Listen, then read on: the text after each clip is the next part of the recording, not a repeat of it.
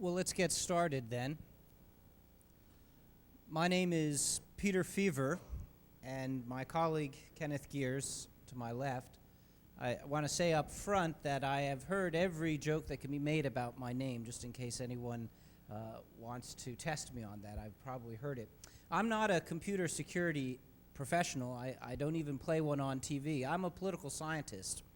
And my interest in this area was wondering whether what you all do, what political impact it could have at the broader national and especially the international scene. Can what computer security professionals do or fail to do from time to time, can that matter for international politics? And that's what this talk is about. It's a departure for the Black Hat talks, which I gather are far more technical in nature. This is going to be more political in nature. But hopefully it will stimulate a discussion in the Q&A that will blend the two. Now what we're going to talk about it briefly is asymmetric warfare and globalized warfare, and then how those trends, which certainly predate the internet age, how those have merged with the internet age to produce asymmetric globalized hacking. And and Kenneth is going to go into some detail about the targeting and attack strategies in a specific case, several cases, but focusing on the Middle East conflict. And then we'll bring it back to a broader look at what works, what doesn't work, what is the most powerful cyber weapon, and where is this taking us to the future. Now, asymmetric warfare is as old as Sun Tzu, so it's thousands of years old. It's attacking the enemy where they are weak, rather than attacking them where they are strong. It's supposed to be innovative forms of strategy where you imagine yourself that you have a plan that would be better than what the other guy is doing. And it's leveraging perceived weaknesses to your own tactical advantage. And in many cases, it involves attacking the will of the target rather than their capacity to fight, their willingness to fight. It's the strategy, the preferred strategy of the weaker side. It is what combatants that are at a disadvantage do when they are faced with a more formidable foe. And of course, it's used by terrorists, most famously in the 9/11 incident, the media, and we would argue by computer hackers. Now, hacking provides an especially attractive form of asymmetric warfare because of the anonymity that you get through the internet. And if you're a government organization involved in this, you get some plausible deniability so that your hands are not directly linked to the activity. It's also, of course, very affordable. You don't have to have the military capacity. You don't have to spend the vast sums that the United States spends in order to counter the United States. And of particular interest, I think, is the ability to mobilize subcultures who may be sympathetic to your cause but might not otherwise be willing to participate in a militarized conflict, but the hacking gives them an opportunity to go. It's kind of the modern day equivalent of the Spanish Civil War in the 1930s, where people rallied to the cause and went over to Spain to fight on one side or the other. The hacking provides that same kind of posses of the willing, if you will. And that's what makes it global and not just international. International is between states. Global, it refers to the emptying of state power and transnational actors, sub-state actors, or stateless actors. And in particular, commercial actors. And that's one of the things that when we get to the Middle East section, you'll see that the targets are often government sites, but also corporations that are linked to the offending country. And it's part of this broader phenomenon of outsourcing warfare. So you see Halliburton providing logistical support on the battlefield. You see Blackwater Security providing security functions, both functions that the military used to do in-house, now they outsource it. In a sense, hacking is further outsourcing the conflict, involving private citizens and citizens groups in it. And the corporations are key and active participants, both as targets and possibly as combatants. In this sense, it's a little bit like it's going back to a pre-modern phase of warfare. If the modern industrial age warfare was the armies of nation states clashing against each other, the pre-modern era, the feudal era, where there were mercenaries, corporate interests, guilds, etc., all involved in the conflict, we're moving in that same direction. And of course, it is done without a traditional chain of command, without a clear ability to stop it, for instance, if it's getting started. And it crosses the boundaries. So folks who are sympathizers but not state citizens of the combatants are able to join in. Now, the two most obvious forms or the most prominent forms of cyber attacks are the denial of service attacks and the defacement attacks.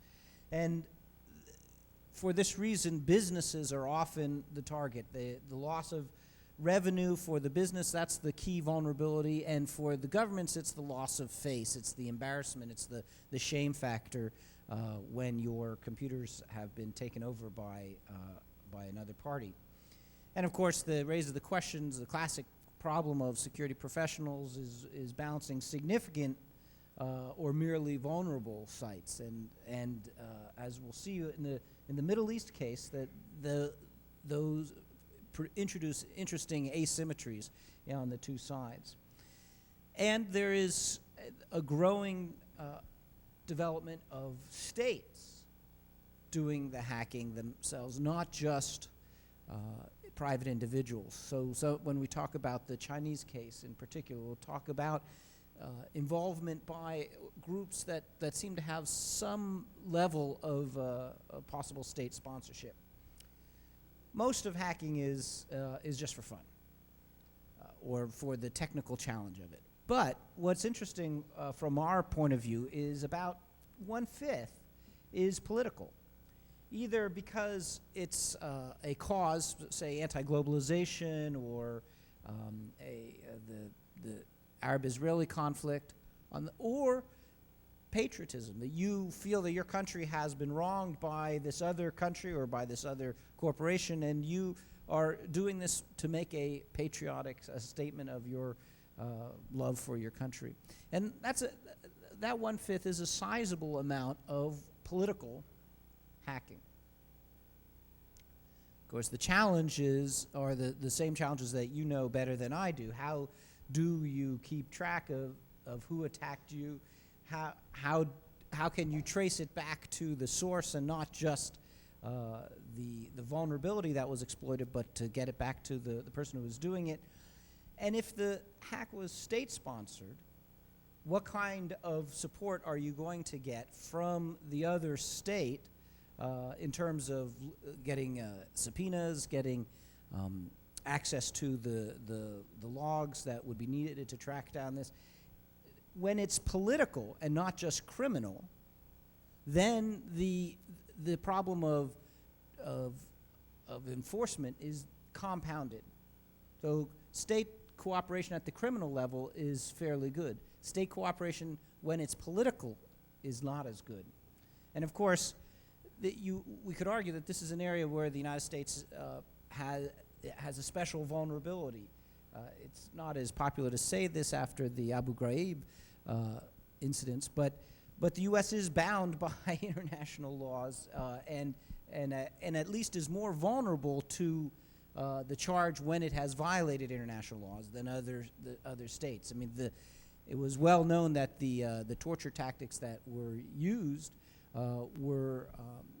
by other states as well, including the states that were condemning what the U.S. had done in Abu Ghraib. But the U.S. has a special vulnerability on the legal and moral dimension. When we are caught violating the law, it is far more consequential.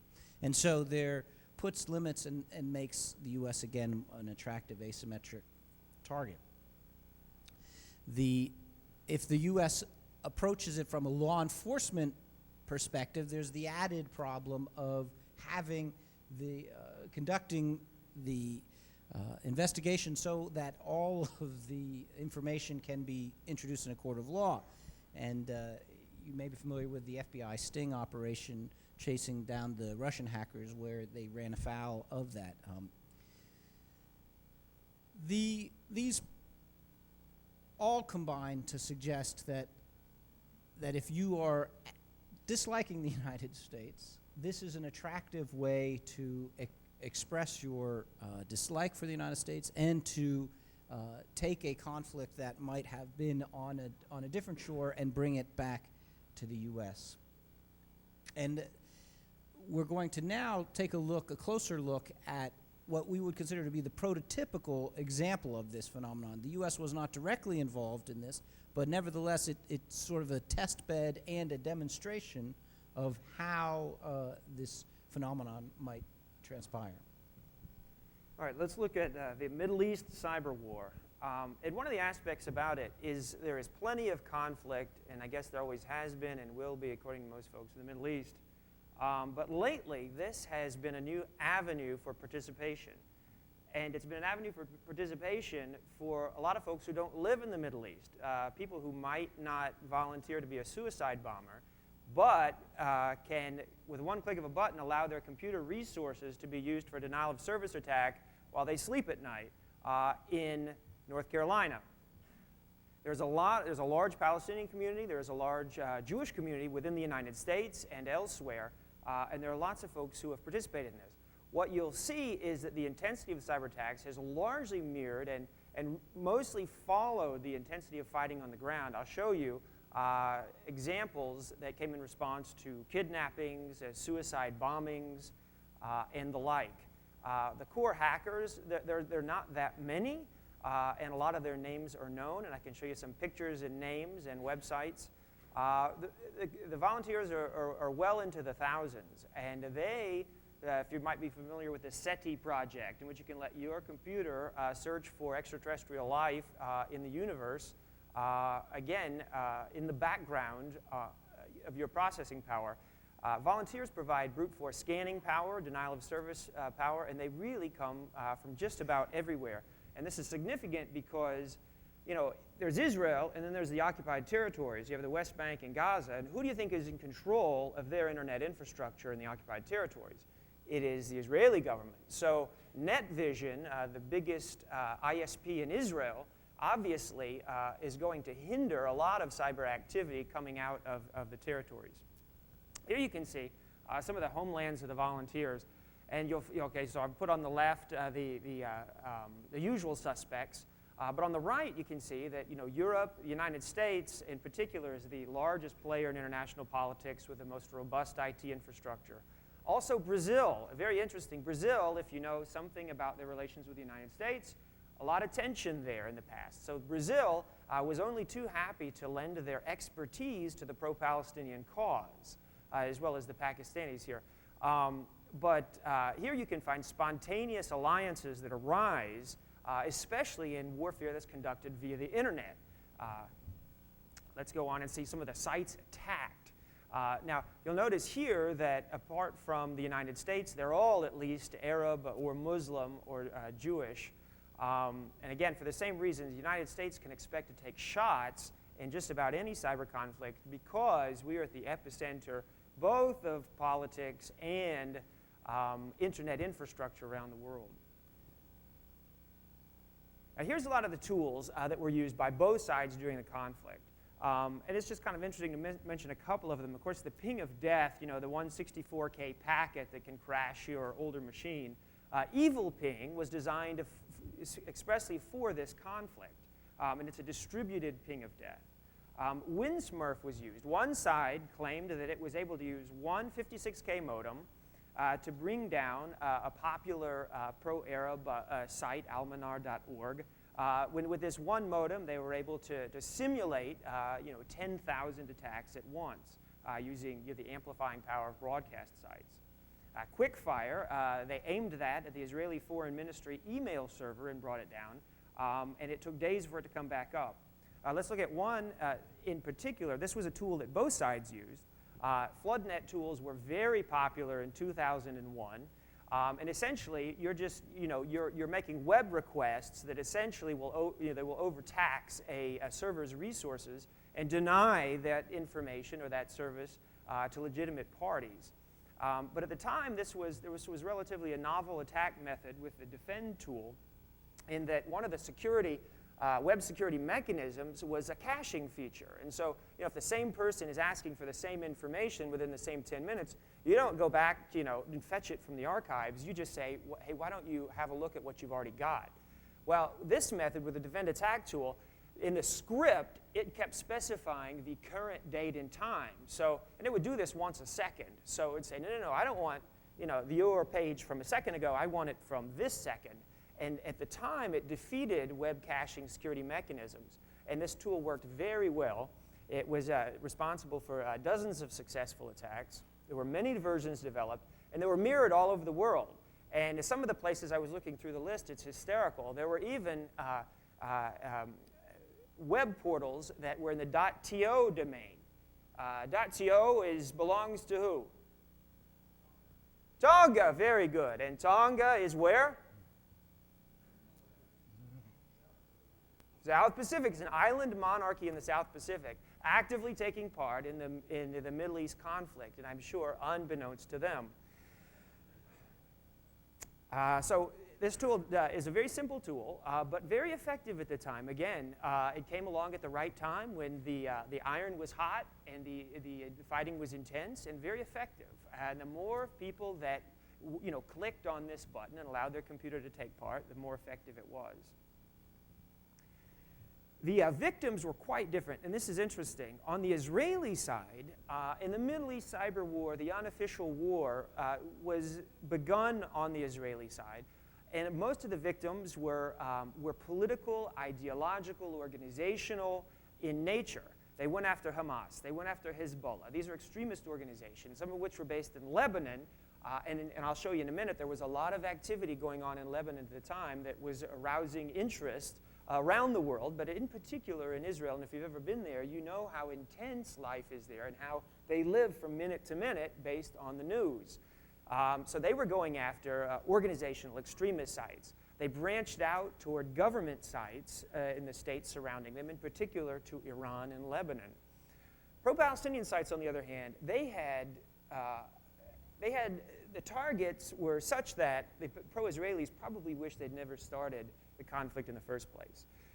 The .il domain gave pro-Palestinian attackers a fixed target to go after, and they could methodically work their way through .il sites much more quickly than the other side could look at essentially the entire world and try and find what to attack. And there were so many successful attacks on the Israeli side. It was dozens of times the number relatively quickly. Sure, they went after the Israeli government, but what they also had to go after were a lot of successful Israeli businesses. A lot of e-commerce sites were down for a long period of time. And the thing is, okay, if you're government, you can lose face, and that's bad enough. But if you're a business, you're relying on income. And it's been proven that certain businesses in particular, like online gambling, porn sites, I mean, they can make up to millions of dollars a minute. And if you take them down for 4 days, that's quite a significant loss in revenue and an investment that they have to undertake for future defense. All sites of targets, all kinds of sites were attacked, rather, not just websites, but you can see really the gamut. And it's very interesting. I mean, because these guys, the core hackers, they know where to go. And so they knew, the IRC channels that the other side was using, to distribute information for attacks against them. And all of these things, it escalated in very focused fashion, not only to the governments, but also to the other parties that were using the tools. And whenever new tools were used, of course, the other side would grab them and rewrite them to attack the other side's sites. And so you went back and forth in that manner. Here is you're looking at the screen that was responsible for the start of the unofficial war, October 5th, 2000. This is the Hezbollah site in Lebanon. And just for a little bit of context, Hezbollah means Party of God, and it's a Muslim, depending on which side. Of course, Israelis feel like it's a terrorist group, and the pro-Palestinians would say it's a resistance group. And they're based in Lebanon. And at the time, Lebanese guerrillas had seized Israeli soldiers and were holding them for ransom. And this site, this Hezbollah site, also had a lot of great information from their perspective for propaganda purposes for their own site. They had video clips of Israeli attacks in the territories. They had testimonials of Palestinian prisoners, etc. So it made a juicy target, and it came at a time when the fighting was hot. Okay, so they wake up on the morning of October 25th, and visitors to this site didn't get the usual stuff they were after. Instead, their computer started playing the Israeli national anthem, and across it, both in Arabic and Hebrew and in English, we're going to mention this later, but not only do you need the technical skill to conduct these attacks, but you have to have the smarts. You have to know what to say. And many times, especially with the United States, that may be the most difficult aspect to a successful cyber attack. Okay, we can get inside your network pants, but do we have any idea what to do when we get there? Do we know what to say? There's a cultural, there's a historical, there's a religious gap between our target audience, especially if they're in the Middle East, and what we think we might say to another American. Here's an example of a site. You can see the Hebrew writing here, and this is explaining how to go about attacking the other side. You can see webmaster at Hezbollah.com, PNA, that's Palestinian National Authority. There are downloads here. I just cut it off, but just below, I couldn't fit everything on here, but just below that, you could download emailbomber.zip, HezbollahWebstorm.zip. And this is, in Hebrew writing, explaining how to go about it. The Wizel.com, that was one of the most popular attack portals at the time. So that's the kind of site that a pro-Israeli could go to and just, with a couple of clicks, allow their computer's resources to be used, even if they had no idea, what the tool was doing, to attack targets that had been identified by some of the core hackers on the other side. And this is very interesting. Okay, now what do you want to do if you're an attacker? There are just so many levels to think about this. One of the things you want to do is make your hack sticky. You want it to be difficult for the other side to get out from underneath it. And so the Israeli side, they said, okay, we're going to attack the Hezbollah site. And we know that there are several different ways to spell Hezbollah, and we know that people are going to, they might think they've been to the wrong site, or the Hezbollah guys may say, well, we'll just try a different spelling, we'll register that and configure it and put our site there, while the Israelis were ready for that. And so they had already registered and purchased and configured these sites, various spellings and misspellings of the word, and they had put all of their propaganda already there. So folks wanting to go to the Hezbollah sites after the attack were foiled again when they wanted to try and retrieve the information, and they got more Israeli propaganda. Okay. Here are some of the Israeli hackers.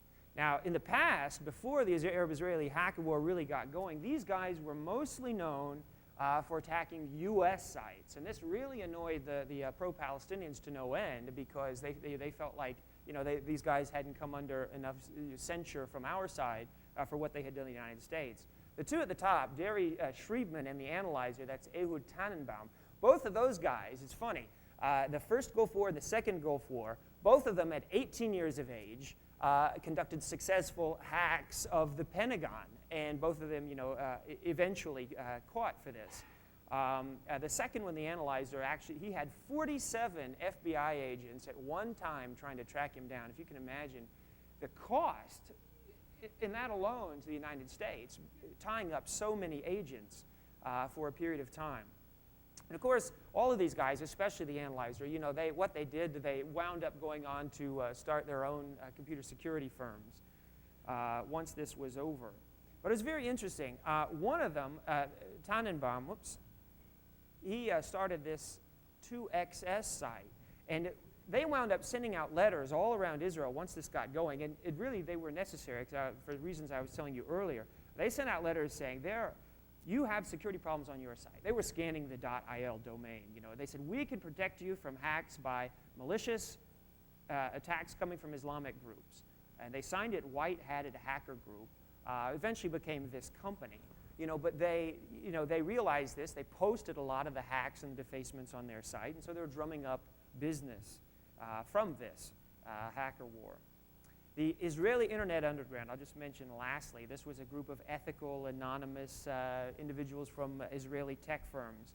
And they were playing an active part in trying to publicize what was going on. According to them, the 8% dip in the Israeli stock market in that period, that 3-month period at the end of the year 2000 in the Israeli stock market was directly attributed to this. The Polo on the left, I'll mention quickly, this very interesting case. He was able to amass a lot of sensitive information about Palestinian leadership figures, including their cell phone numbers, fax numbers, the ways they communicated, and they would just publish this online for folks to annoy them with. Here is one of their sites. I'll just mention this briefly, but here's one of the portals, and through this site you could conduct ping floods against Hezbollah and Hamas. They even post their pictures, which is interesting. Does that mean they're not afraid of law enforcement chasing them, or they were just not very smart? Here are Mossad defacements. And the Mossad, if you don't know, is the name of the Israel intelligence service. And this hacker obviously took his name from that. You can see he had 67 defacements. There's some interesting ones, okay? You can see he was responsible for an attack on the Iranian presidency. Here are the top star. This is from Zone H. And the ones with the stars on them are special defacements. So these are government/military. That's the Ministry of Foreign Affairs in Iran. And if you go on to some of the .com, .net, .edu, you can see that they're all Islamic, Arab, and or Muslim related.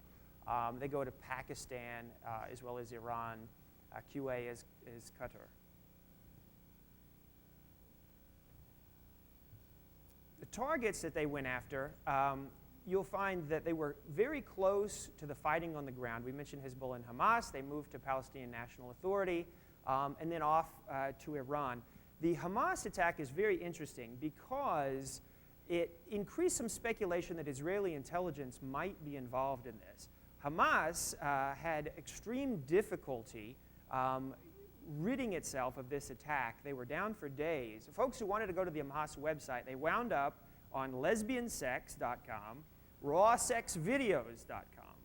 And whenever somebody tried to close their browser out there in the world who wanted Hamas information, they couldn't close it. It would just immediately fire up another browser in its place. And they had such difficulty getting out from under this attack that it raised some speculation that there were some really serious folks on the Israeli side were conducting these attacks. And again, this also came right after there were suicide bombings for which Hamas had taken responsibility within Israel. Now, there was searching for more targets because, like I mentioned earlier, there weren't enough Palestinian targets to attack. In any case, Israel is in charge of the Palestinian connections to the internet. So they moved. They moved to Iran. They moved to Lebanon. There's a case with Lebanese television that I just want to mention because it shows you can watch the evolution of the conflict over time. By the time they hit this site, they were ready. And in a few hours, they had a replacement site back up and running. They were down for a few hours. Here, this is the last slide on the Israeli side. It just shows, again, some evolution over time, and this is currently up. This is a self-proclaimed Israeli hacker collective, magaf.org, and they're providing a lot of tools out there. Here, they have an advertisement for something called the Jabber protocol, which can be used for encrypted instant messaging. It's encryption communication software. What you can see, though, is there'll be a lot of overlap between, say, hackers here who have their own pet projects, even the Arab or Muslim hackers on the other side of the Middle East, and groups like this. On this site, for instance, I found references to a couple of, one is called Indie Media, which is independent media reporting, sort of really back, sort of non-state controlled reporters and media outlets. And the other one was the Ruckus Society, which some people here, especially this weekend, may know about, but it's an anarchist group who are largely responsible for the disrupting the WTO convention in Seattle in 1999. Okay, so there was a quick counterattack by the pro-Palestinian side. And I mentioned they could work methodically through .il sites. They quickly surpassed many times the number of defacements. They were able to conduct successful attacks, such as paralyzing the email in particular, the Israeli Foreign Ministry. What the moving through the .il domain meant was often you got, grade schools, you got, really generic things that were out of the way, very far removed from the conflict, and potentially even a lot of pro-peace sites, would be hit because once you have a target like that, you're dealing with a lot of vulnerable sites that may not necessarily be that significant or political that you would have gone after because it was important. You hit it because it was vulnerable. Okay, we mentioned how wired the country is, but the more boxes you have, the more targets there are to hit. Okay, Israel has more internet connections than all of the Arab countries combined. So you can only imagine that many boxes, that many targets. It was relatively easy for a swift and powerful counterattack. Some of the pro-Palestinian hackers, ArabHackers.org, that's a place where they get together online, and so you can see maybe what they're up to if you want to visit. Dodi is a very skilled hacker. He was responsible for going after NetVision as well in Israel, which again runs about 70% of the traffic in and out of the country. GeForce Pakistan is an interesting case because their experience that they had from the Pakistan-India hacker wars was immediately apparent. They joined the war on November 3rd, 2000, and the number of sites that were defaced and in interesting, innovative, and powerful ways was immediately shown. It created such a stir in the pro-Israeli community that some of the groups within Israel threatened GeForce Pakistan, if you don't stay out of this war, we're going to hack your country to death, and vice versa. And so it made for an interesting sideshow to the whole conflict, all the way down to El Muhajirun, which has fairly close ties to extremist groups to include Al-Qaeda and, according to them, Osama bin Laden. And so they are trying to unify all these groups in sort of a cyber jihad against Israel and the United States of America. Here you can see one of their sites, okay? Just like on the Israeli side, here's a site in which was telling volunteers exactly what to do. Okay, here's a core hacker saying, you will attack the following IPs. You will attack the following domains. Just click on these sites. Now, just below this, it said, okay, upon clicking Defend the Resistance, an automatically programmed file will be ready to stage counterattacks against the Zionist websites. This counterattack will continue as long as you have access to the internet. One small window will be opened for you for each link you click, and all you have to do is not close them. This program will automatically work. Now, propaganda is really something we want to emphasize here. The Palestinians, especially, this kind of picture, a picture of a dead body in a street, is potentially much more effective than writing graffiti, greets to mo friends, in X country. One picture, this kind of picture, very powerful. And so, again, this is asymmetric in nature. You have the weaker side, the weaker party, that can employ these kinds of techniques. You don't need any hacking skill at all to, have a GeoCities website devoted to your side's grief or your problems. If you've got a couple of pictures of them, you've got a digital camera, and you have a modem, this kind of thing is fairly easy to do, but extremely effective. Here is a much more professional group, Unity. They had a 4-step plan to bring down Israel. First, you were going to hit the Israeli government sites. Second, economic, the Bank of Israel, the stock exchange. Third, you were going to hit the ISP infrastructure. And fourth, anything you could hit that would that would lessen Israel's ability to support its security forces on the ground. So here, you can see an attempt on the cyber side to affect change in the physical world. This is also interesting. On this site, didn't show it, but there is an oath. Now, you can only imagine how effective this oath is, but I saw it on both sides. Here's the oath. I swear that I will not use these programs on anyone but Jews and Israelis. Right? So that's up to you, right, if you're a web surfer, to follow that oath. Otherwise, I'm sure you can attack who you want. Here's an example of a non-cyber attack. Okay, this is the same site, umma.com, that housed the Unity attack portal. And if you can't read it, it says, the bandwidth providers to our ISP, after receiving many complaints from the Zionists and their supporters in the UK, have threatened to cut off our internet access. Therefore, we are removing this site. Most sincere apologies, the umma.com team. And of course, the beauty of the internet, you can just move this somewhere else, right? You can move it to GeoCities or something. But this is significant because this was a very visible site. Umma.com is huge. It's very important in the Arab world. They were allowed to house an attack portal. But again, there were so many complaints, in the UK that they had to take it offline. The pro-Palestinian targets. Okay, I've already mentioned, once you finish with the government, there was economic sites to go after here.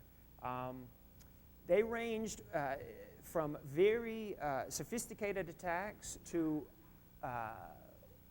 like a lot of the fake mail and the sort of the mail bombing attacks that the Likud party received. Thousands of emails, essentially just saying, death to Jews, hell is waiting for you, et cetera, et cetera. That is still a powerful counterattack if it drives you insane and floods your email server until you can figure out what to do about it. APAC, I want to mention, because that is an example of the Middle East cyber war moving to the United States. APAC is, if you don't know, that's the American Israel Public Affairs Committee in Washington, D.C. And that website was hacked, and databases were stolen for the email addresses, personal information, and credit card information of their members. Now, that's fairly powerful if you can publish it online or you can use them in a nefarious way. But again, it's an example of the conflict not only moving to the States, but also moving potentially into the personal lives of some of the folks who are supporting the other side. AT&T, I'll mention, is a very interesting case. The Israeli army came under such a heavy cyber onslaught that they contracted out to AT&T for support, for server support, for space, to back up and keep their services online. So who do you think was the next target of the cyber warriors that were pro-Palestinian? They started hitting AT&T, and they sent around emails encouraging a boycott of the company. Again, a non-cyber attack, but potentially powerful.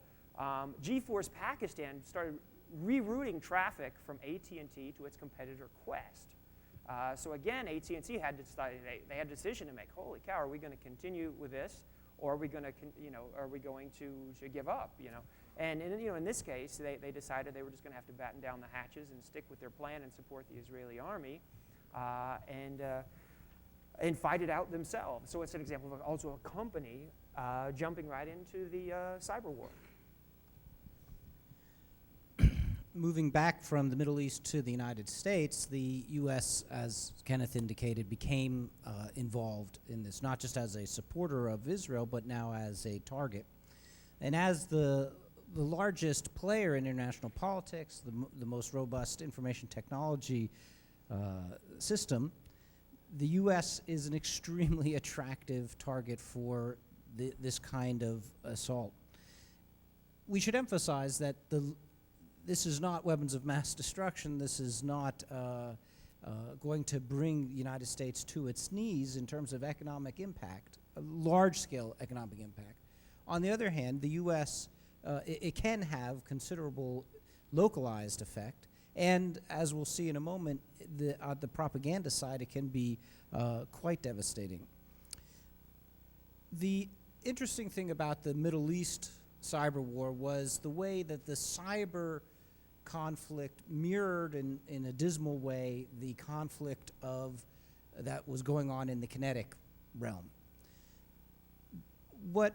It's also possible that this kind of posses of the willing could hijack a conflict and take it beyond where it had gone in the kinetic realm. And as a sort of a suggestive way that might happen, take a look at the incidents between the U.S. and China. Recall in spring of 2001 when the Navy spy plane, the EP-3, was downed by the Chinese for several weeks of very, very tense diplomatic crisis for the United States.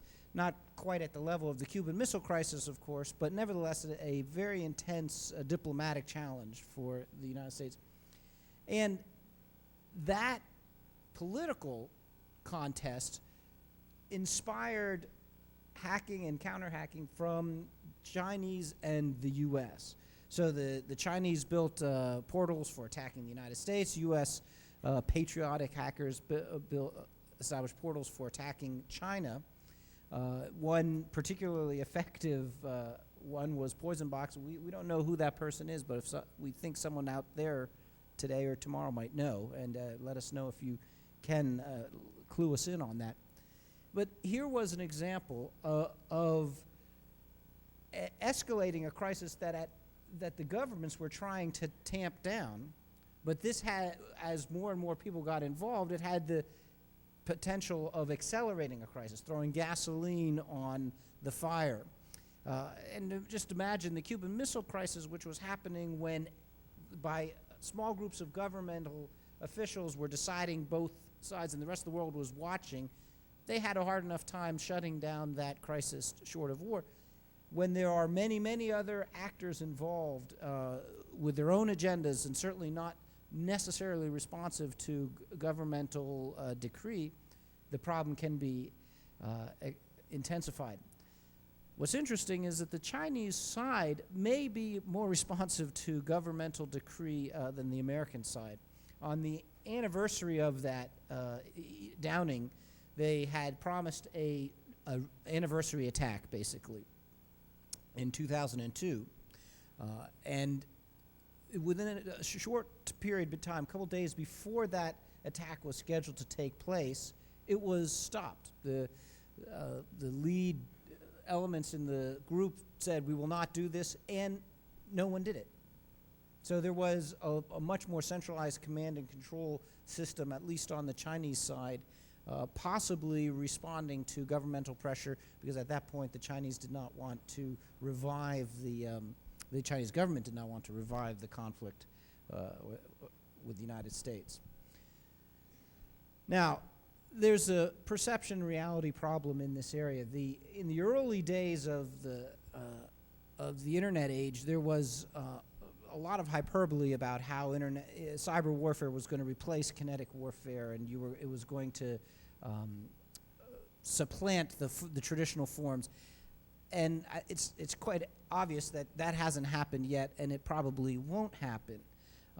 At the same time, it can work in harness with traditional warfare and can add a new dimension or a new arena for conflict, and importantly, bringing in people who might not otherwise be involved. So it's that posses of the willing notion that could change it. It's not weapons of mass destruction. It's not a 9/11 attack, but nevertheless, it is important and worth guarding against. How is the U.S. and other states doing in guarding at this? It's at the national level, the policies are still in flux. In that sense, it's very similar to the early nuclear age. The first 5 or so, 10 years of the nuclear age, the U.S. was still feeling its way on what the impact of nuclear weapons would be and how, at a national level, they were to respond and deal with the nuclear age. Europe, as you know,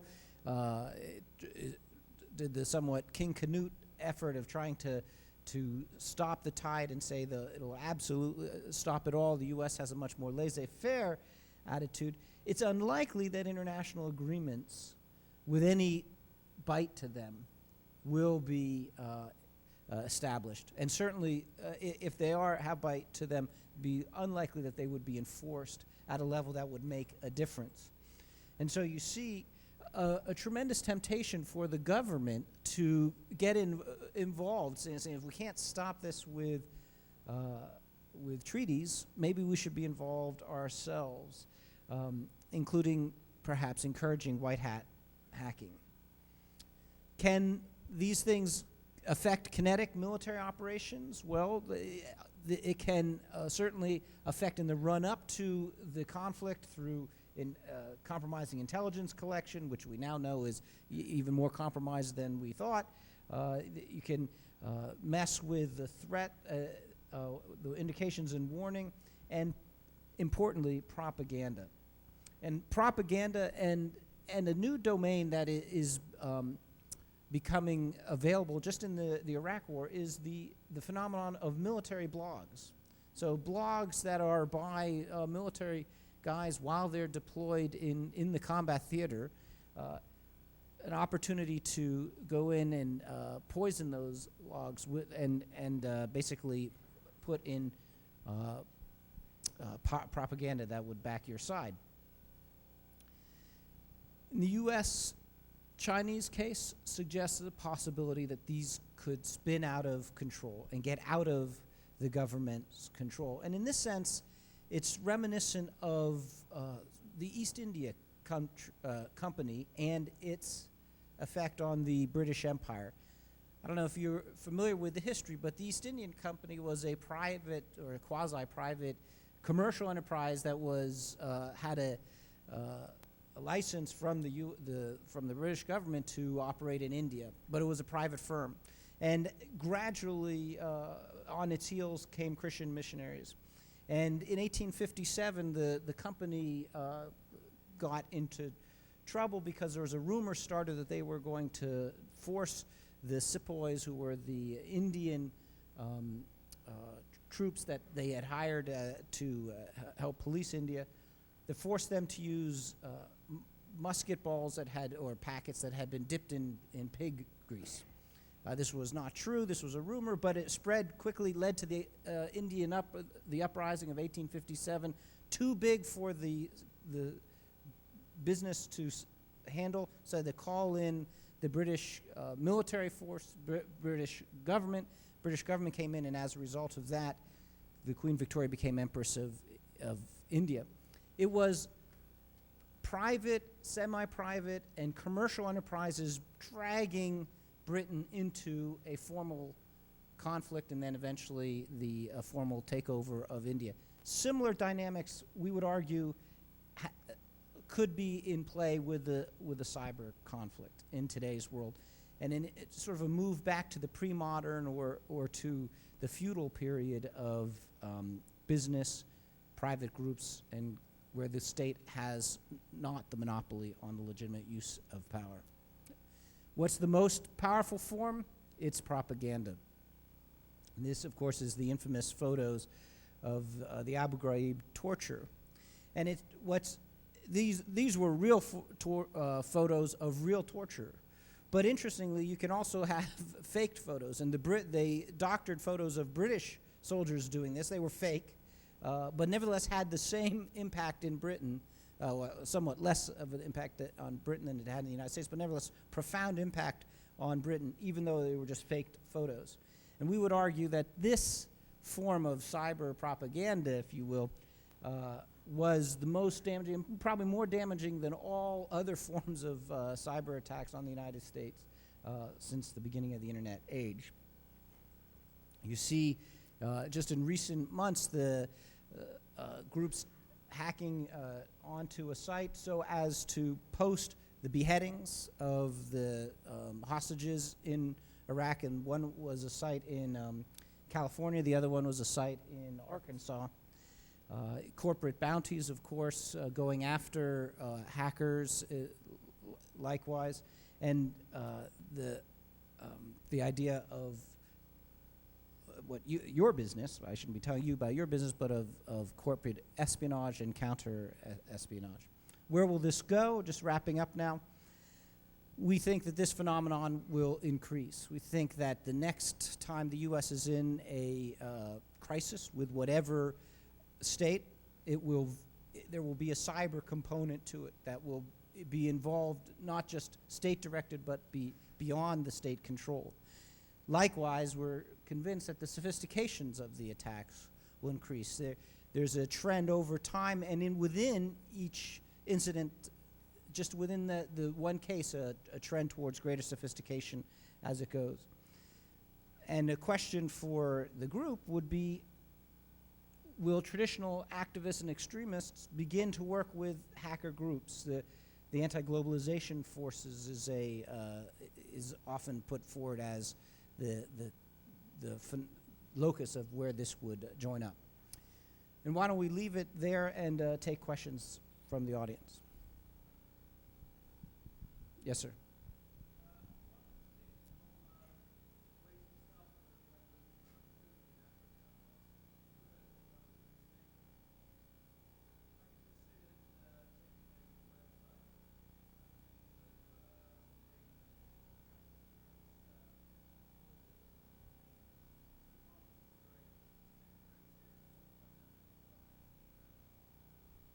Right. That the question was, in the good old days, the way you signaled that a coup had happened in Africa was to take over the televisions and announce that you were the new coup leader. Perhaps taking over the website will function in that same capacity in future conflicts.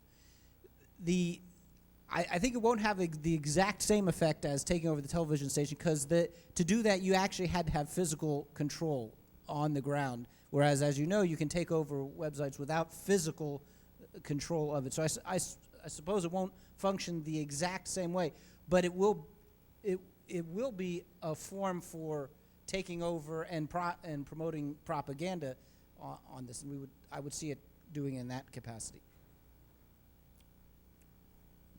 Other questions? Yes.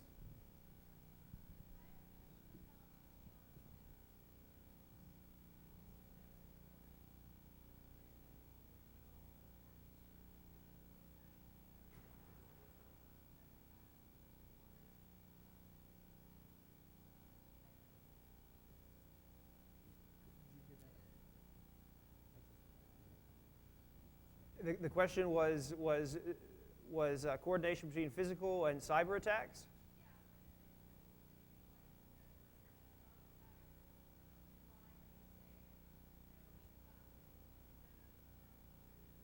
Yeah, that's one of the big fears. Everybody's planning for sort of an assault on 911 during a period of crisis.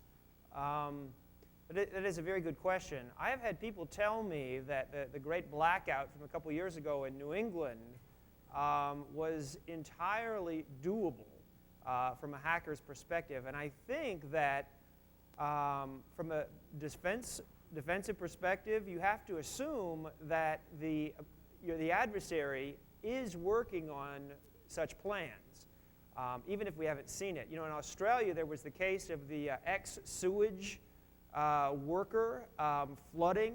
And nobody knew about it until days later, and the area was really stinking up pretty bad.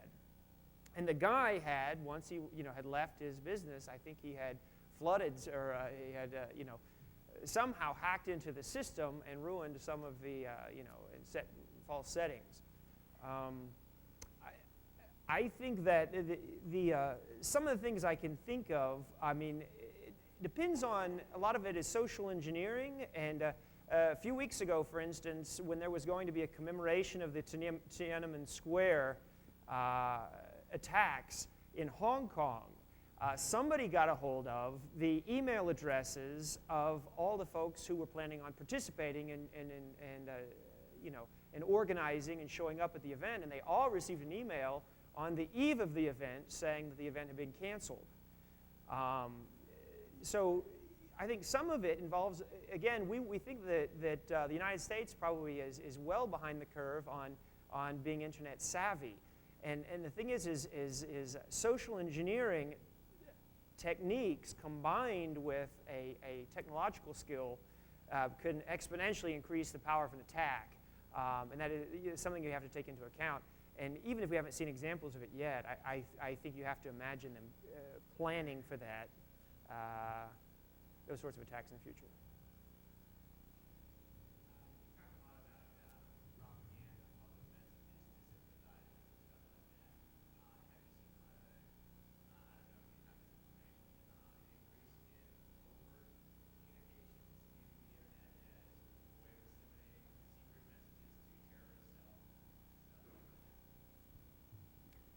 Well, I think that if you look at sort of the Falun Gong in China, you know, I mean, they're being severely repressed, but they're very internet savvy.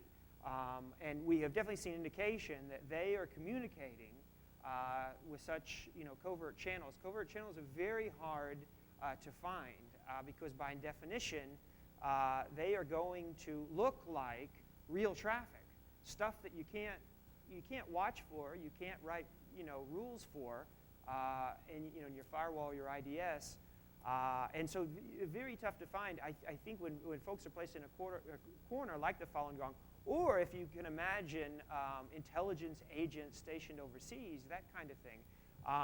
I've been up late at night, for instance, in Egypt, listening to the radio, and you turn it, you know, you just keep turning the radio, and you will go to a station. And I remember this lady, I listened to it for the longest time. It was so interesting. She was reading 4, 6, 5, 2, 4, 6, 5, 2, for hours. I mean, it was so interesting. Somebody out there was receiving a fairly interesting message, and they wanted to get it to them pretty bad. But, you know, covert channel is very tough. You know, how do you write rules for that? How do you find it in traffic?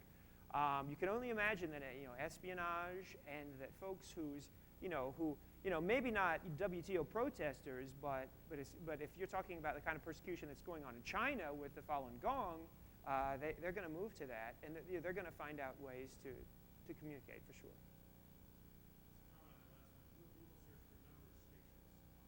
Number stations. Okay. Yeah.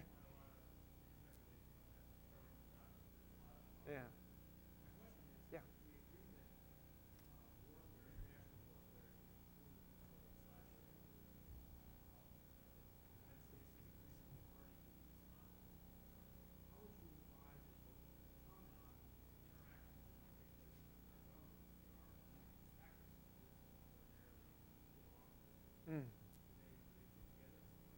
Well, one of the things we noticed, one of the main differences between I'm sorry. He was wondering, you know, on the relationship in this country, perhaps between the government and hacker groups, and what sort of coordination or cooperation might be possible. Yeah, it's very interesting. That's one of the main differences between the Chinese and the USA case. You know, is that we saw the USA hackers. They're going to be very independent. You know, they're going to do what they want. You know, I mean, it's our ethos, our government, our history, background. Individual rights and roles in society. In China, not so. Very different. I mean, no expert on China, but I think their way of thought, their thinking, you work in a coordination. You work as a team in China. And so with the Great Patriotic Hacker War of 2002 that was called off at the last minute, you can see that there's probably some kind of command and control structure. We don't know that, but it appears so. But I think also within their culture, people do things for the betterment of the country and with a mind for history and in the future and that sort of thing. Not so here. I think you're going to find that the government, probably a blue suit versus the kind of folks who are going to show up at DEF CON this weekend, no chance. They're not speaking the same language.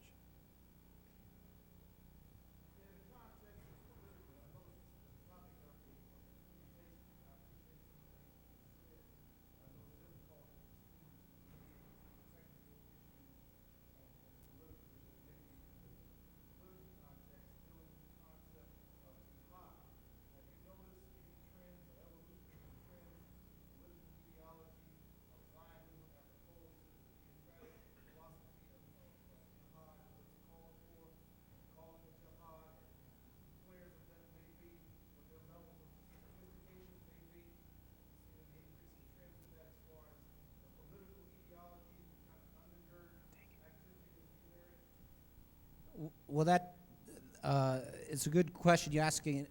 I assume folks heard that, so I don't need to repeat that.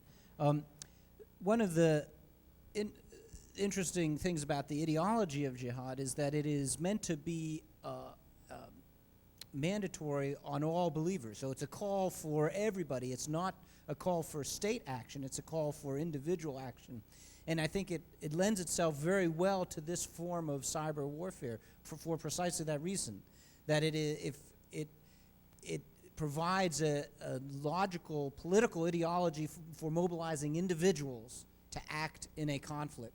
And we think that that's the novel aspect of the cyber warfare that we wanted to stress here, was precisely the posses of the willing responding to a call. And I think it lends itself, the jihad concept lends itself very well to precisely that phenomenon.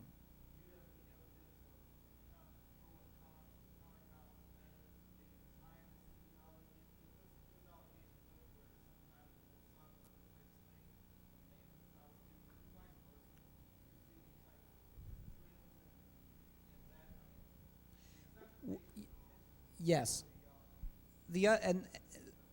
Yes, on both sides, as you say. And I should have mentioned that the other aspect of the conflict is that it is a conflict that grips the public attention all over the world.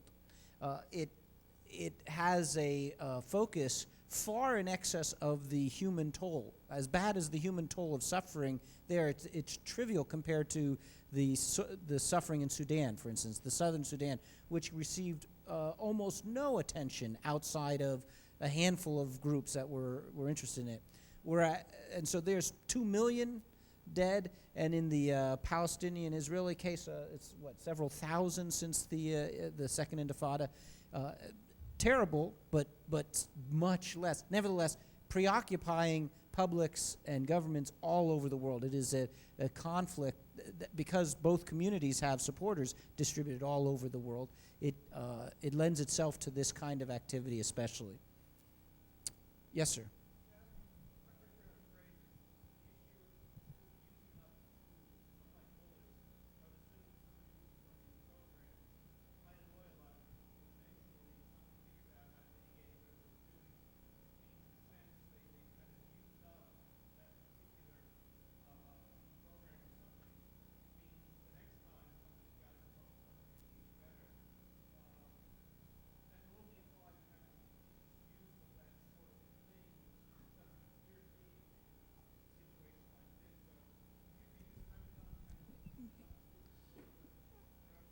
Right. Two responses, and then Kenneth may have more. First of all, I think it actually matches the countermeasures dynamic of kinetic warfare. So in kinetic warfare, there's been just a trend of a longer range, so you get better better armor plating on your tanks, so you develop armor piercing, and then you develop countermeasures to that. And I think that same dynamic is happening in the cyber realm. But in terms of the you use it and then lose it phenomenon that you described, one of the reasons why the Chinese, we think that the Chinese called off their second attack, the anniversary attack in 2002, at least the rationale that they offered was, why give the United States a free threat vulnerability assessment? If we did this, we would be doing their work for them, and it would be a once and done thing, and then they would close it. And so we'll save it for when we really need it. And that illustrates, I think, the phenomenon you were describing. Okay, we better just take one more question. I think they're going to need this room. Oh, we got 10 minutes. Oh, we got time. All right.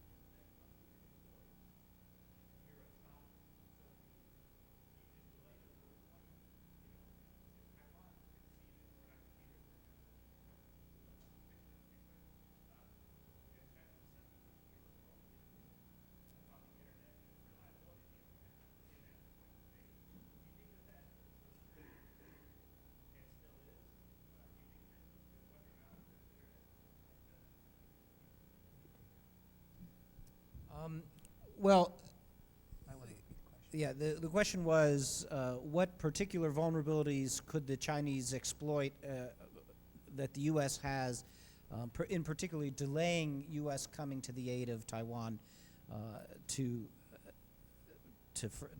deal with that crisis? And there was a lot of speculation that pro-Iraqi groups would do this to the United States during the run-up to the Second Gulf War, that they would interfere with the deployment features, and it's something that the U.S. government has spent an awful lot of effort trying to counteract and harden.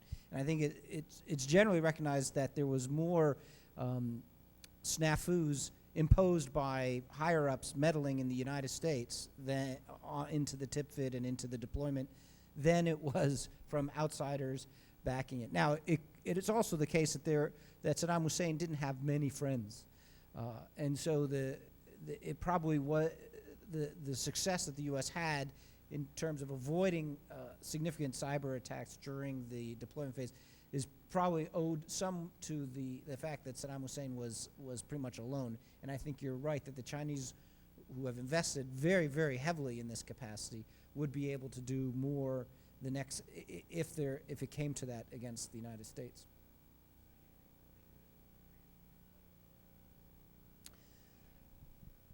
I think that they could reasonably complicate the logistics. Now,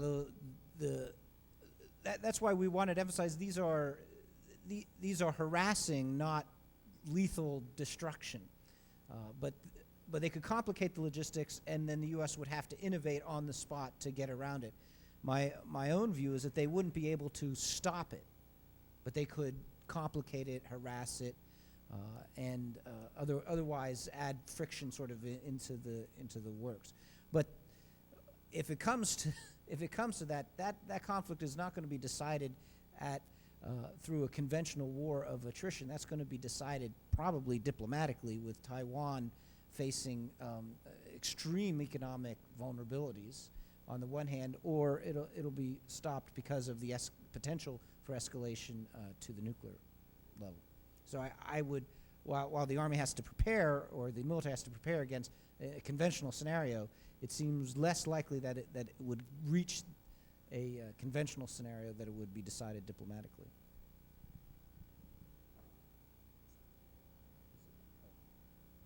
Right here.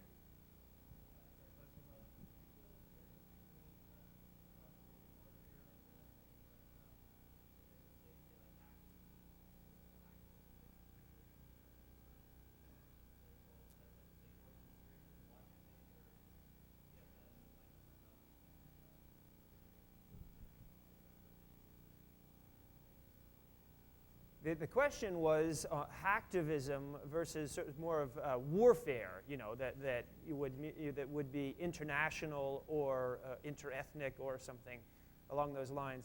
Now, I think there are some similarities and some differences, but we're definitely suggesting that anti-globalization forces, may provide a good group of folks for these sorts of attacks, these sorts of strategies. Because you've got, targets such as corporations, you've got a target such as a WTO or a conference, a Stad conference, that sort of thing. I think at a certain level there's differences, but absolutely not. We definitely want to address hacktivism in the sense of what took place in Seattle in 1999 could potentially take place on the web. The event still took place in Seattle. But it was very embarrassing. It was very annoying to a lot of people, and it did raise it had a lot of public relations value for the Ruckus Society and other groups that put it on, for the anarchists. In the same way, it might be analogous to web defacements and denial of service attacks. It's annoying. It takes time and effort and money to get out from underneath.